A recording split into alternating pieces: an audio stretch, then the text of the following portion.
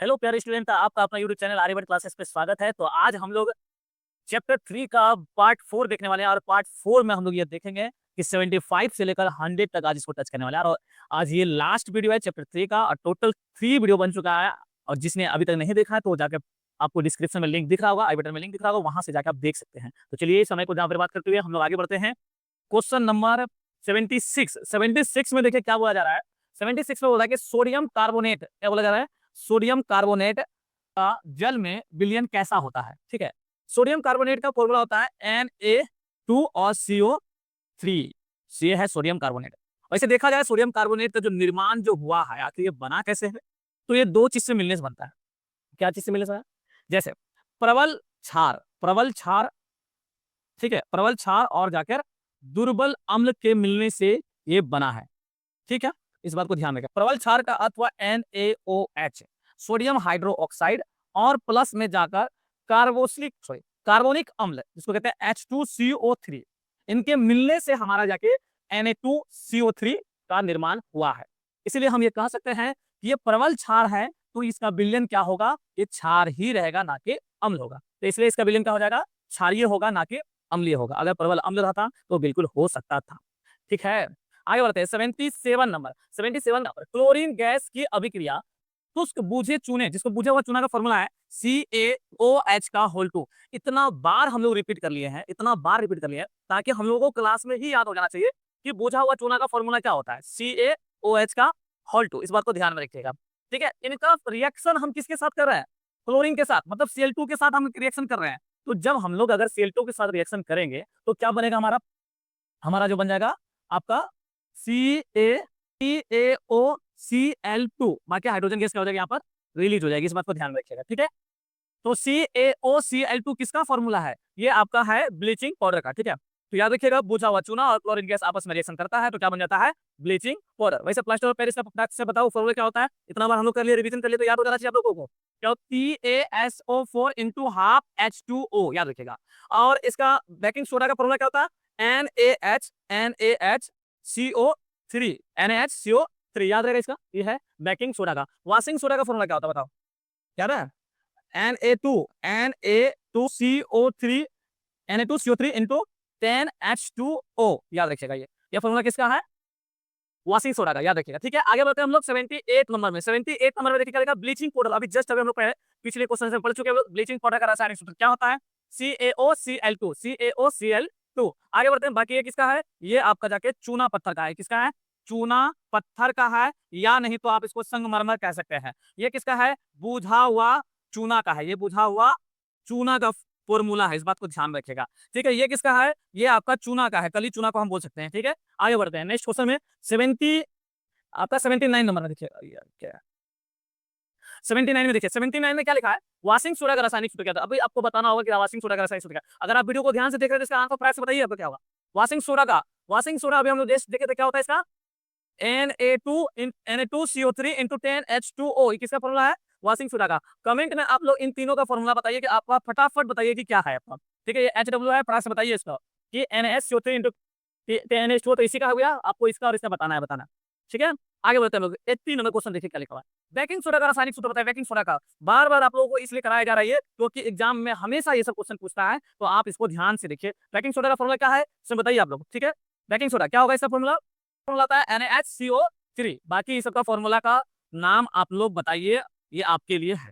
ठीक है, आगे बढ़ते हैं हम लोग। ठीक है, नेक्स्ट क्वेश्चन देखिए क्या लिखा हुआ है। नेक्स्ट क्वेश्चन लिखा हुआ है, निम्नलिखित में से कौन सा यौगिक है, यौगिक प्रकृति में अम्लीय है। अम्लीय बताना है कि कौन सा यौगिक अम्लीय होता है।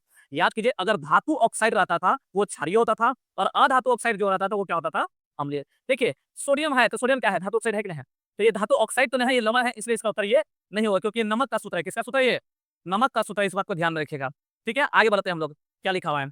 जैसे ये देखिए सोडियम, जिसमें सोडियम लगा है वो क्या हो जाएगा, धातु है, और धातु क्या होता है, क्षारीय होता है। धातु क्या होता है, क्षारीय होता है। अब यहाँ पर देखिए Ca, कैल्शियम, कैल्शियम भी क्या है, धातु है, इसलिए ये नहीं होगा। तो इसका उत्तर क्या हो जाएगा, CO2, कार्बन डाइऑक्साइड। और कार्बन डाइऑक्साइड कैसा होगा, उसका अम्लीय होगा, इस बात को ध्यान रखिएगा। आगे बढ़ते हैं हम लोग, आगे क्या लिखा, कौन सा यौगिक क्षारीय है बताओ फटाक से। यौगिक क्षारीय है तो पूछ रहा आपसे, तो यौगिक का कहने का मतलब क्षारीय कब होगा, जब वो धातु होगा। क्षारीय कब होगा, धातु। इसमें मैग्नीशियम ही एक धातु दिख रहा है, तो मैग्नीशियम ऑक्साइड क्या है, धातु ऑक्साइड है, और धातु ऑक्साइड क्या होता है, क्षारीय होता है। इस बात को याद रखिएगा। क्लियर है, आगे बढ़ते हैं नेक्स्ट क्वेश्चन। नेक्स्ट क्वेश्चन में क्या लिखा हुआ है 83 नंबर में। अब 83 में आपको बताना है कि किसका पीएच मान 4 अगर है, किसी का अगर पीएच मान क्या है 4 है तो क्या होगा बताओ।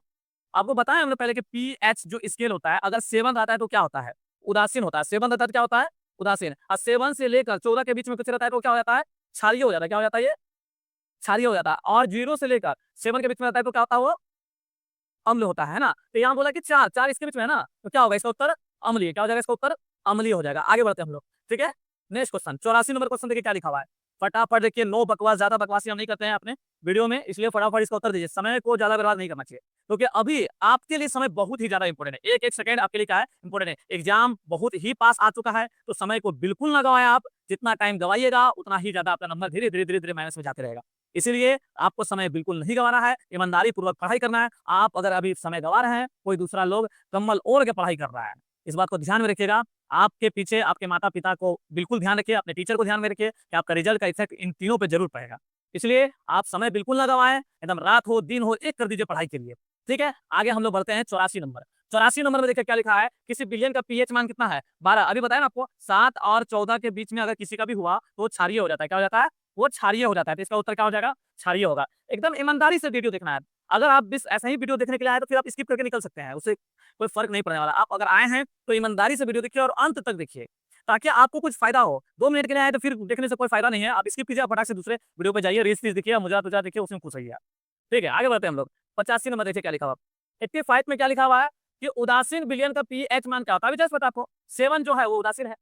जो 7 है वो क्या है, उदासीन। आपको मन में बोलना भी है, अगर 7 है तो क्या है, उदासीन है। 7 से कम है तो क्या है बताइए, अम्लीय है। अगर 7 से ज्यादा है तो क्या है, क्षारीय है। इस बात को ध्यान में रखिएगा। चलिए 86 नंबर देखिए। 86 में क्या लिखा है, अम्लीय ऑक्साइड। बताइए ये कोई बात हुआ, अम्लीय ऑक्साइड किसके साथ अभिक्रिया करके लवण बनाएगा। अरे भैया, अम्ल प्लस क्षार, अम्ल प्लस क्षार। अगर अम्ल और क्षार मिलेगा तभी तो लवण बनेगा। लवण और जाके जल का निर्माण होगा कि नहीं होगा। तो इसका क्या हो जाएगा उत्तर, अम्ल किसके साथ मिलना चाहेगा, क्षार के साथ, जिससे हो जाएगा वो न्यूट्रल, उदासीन हो जाएगा। इस बात को ध्यान में रखिएगा, ठीक है। एकदम पलक नहीं झपकना चाहिए, और वीडियो को लास्ट तक देखो ताकि आपको फायदा हो। और इसका उत्तर मेरे उत्तर देने से पहले आप उत्तर दो, ठीक है। तभी आपको पता चलेगा कि हाँ हम कितना पढ़े हैं कितना नहीं पढ़े हैं। पढ़िए कहीं से, लेकिन एमसीक्यू अगर यहाँ करना है तो आप अपना जांच जरूर कीजिए, ठीक है। आगे बढ़ते हैं 87। 87 में क्या लिखा हुआ है, क्षारीय ऑक्साइड किसके साथ अभिक्रिया करके लवण बनाता है। वही बात, सेम टू सेम क्वेश्चन आएगा, नहीं। इसका उत्तर होगा अम्ल, ठीक है। अगर क्षारीय ऑक्साइड अम्ल के साथ मिलेगा तब क्या बनेगा, लवण। तो इसका उत्तर हो जाएगा क्या, अम्लीय हो जाएगा। चलिए आगे बढ़ते हैं। क्वेश्चन मैं एक दूसरे से रिलेटेड क्वेश्चन आया हूँ, ताकि एक जानो तो उससे रिलेटेड और भी क्वेश्चन मिलेगा आपको, आगे मिलते जाएगी। आप देखिए 3 अगर वीडियो मेरा देखे हैं, अगर तीनों वीडियो देख चुके हैं तो आपको चौथा वीडियो में मजा आएगा आपको उत्तर देने में, क्योंकि तीनों एक दूसरे से क्या है, रिलेटेड है, तो इसका उत्तर देने में मजा आएगा। देखिए यहाँ पर क्या लिखा है, Na2, क्या लिखा हुआ है, Na2O, ठीक है। इस धातु ऑक्साइड है या नहीं बताइए, ये क्या है, धातु ऑक्साइड है। कैसे पहचाने कि धातु ऑक्साइड, बता दो, मन में बोलो कि कैसे पहचाने। क्योंकि एक धातु और ऑक्सीजन के साथ जुड़ा हुआ है, तो धातु जब ऑक्सीजन के साथ जुड़ा है तो धातु ऑक्साइड होगा ना, ये क्या होगा, धातु ऑक्साइड है। और प्लस में क्या है, ये 2HCl। 2HCl अम्ल होता है या क्षार होता है, अम्ल होता है, सबको पता है ये बात। ये क्या है, अम्ल है, क्योंकि HCl कौन सा अम्ल है बताओ, फटाक से बताओ जल्दी से तुम लोग। हाइड्रोक्लोरिक अम्ल है, ठीक है। हाइड्रोक्लोरिक अम्ल को हम लोग HCl कहते हैं, क्लियर बात को। और ये धातु ऑक्साइड अम्ल होता है, क्षार होता है, ये आपका क्षार होता है। क्या होता है, क्षारीय होता है। इसकी प्रकृति कैसा होता है, क्षारीय होता है। आपको पता है क्षार और अम्ल आपस में मिलेगा तो क्या बनेगा, लवण बनेगा ना। क्या बनेगा, लवण बनेगा। प्लस में जल बनेगा ना, प्लस में क्या बनेगा, जल। तो क्या ये न्यूट्रल हो गया कि नहीं हो गया, उदासीन हो गया ना। अम्ल और क्षार मिलकर क्या हो जाता है, उदासीन हो जाते हैं। तो इसका आंसर क्या हो जाएगा, उदासीनीकरण अभिक्रिया होगा।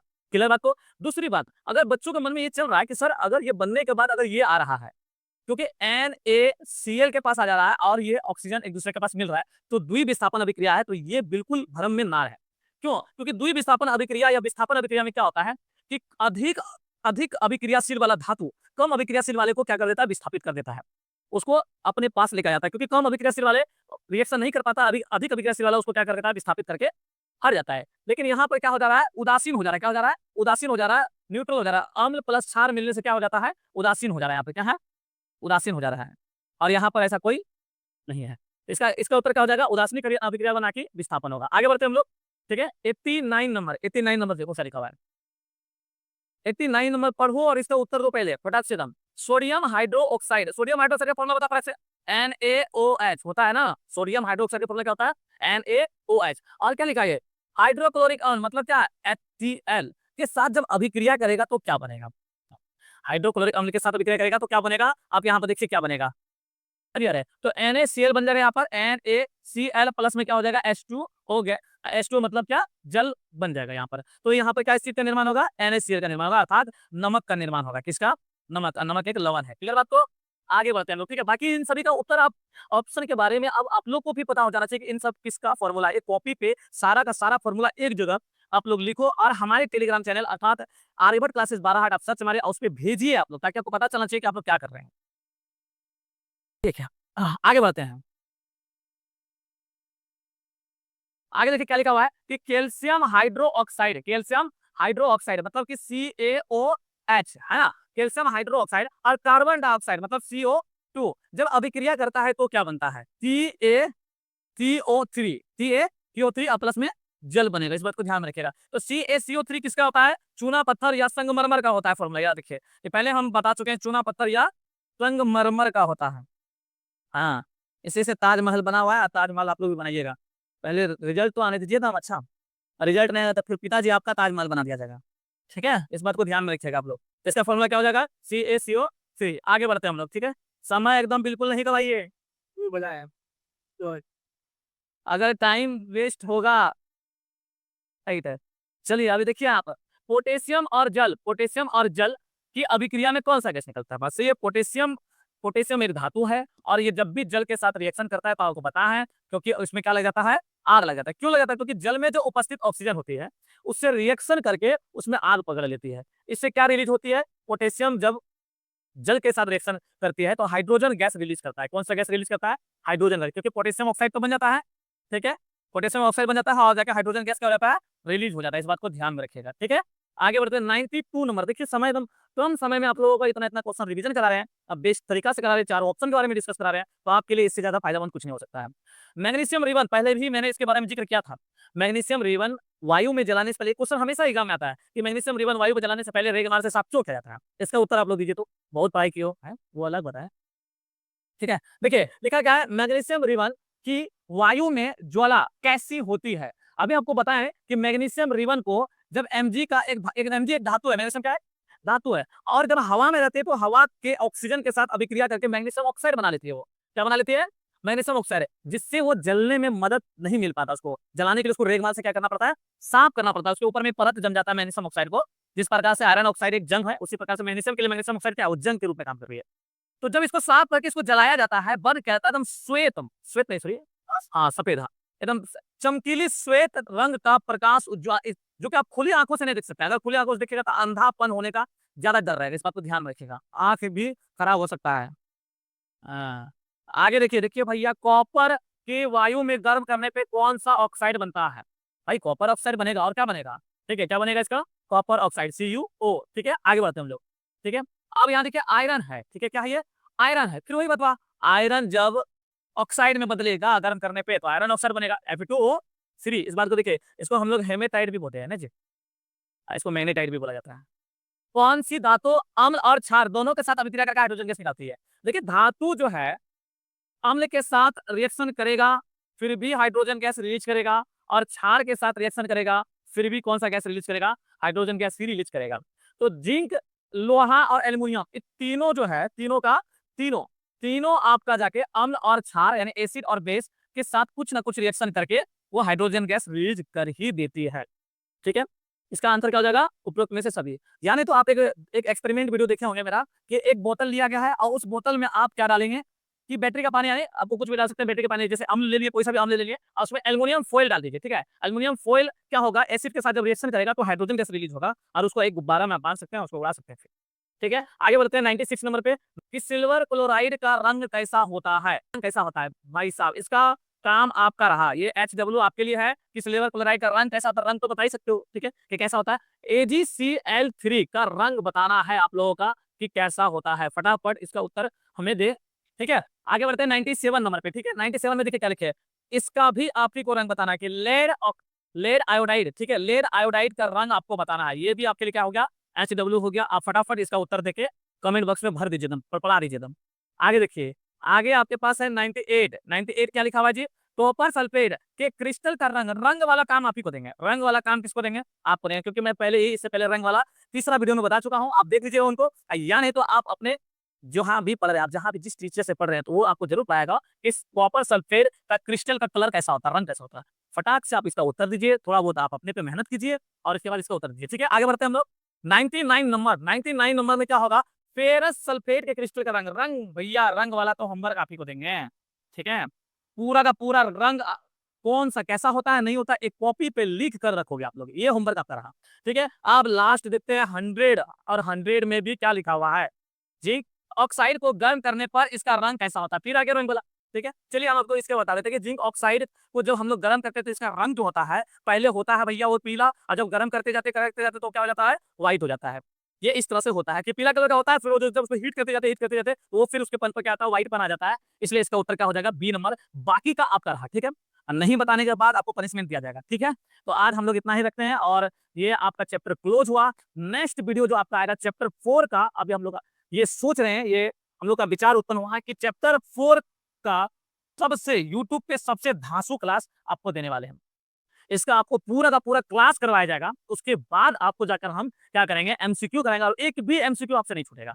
जो नोट्स आपको प्रोवाइड करेंगे, अगर आप नोट्स लेना चाहते हैं तो आप हमारे टेलीग्राम चैनल आर्यभट्ट क्लासेस 12 को ज्वाइन करें, और उस पे आप नोट्स ले सकते हैं। उसमें सारा का सारा नोट्स क्लास 8, 9, 10, 11, 12 सारा का सारा नोट्स मिलेगा इस पे। और चैप्टर 4 को हम लोग पढ़ेंगे पहले। ठीक है, पढ़ने के बाद फिर जाके हम लोग पीवाईक्यू करेंगे, एमसीक्यू करेंगे, और इंपॉर्टेंट सजेशंस क्वेश्चंस भी आपको देंगे ताकि एग्जाम में पूरा का पूरा लड़े। ठीक है, तो मिलते हैं नेक्स्ट वीडियो में, तब तक के लिए thank you, have a nice day, take care.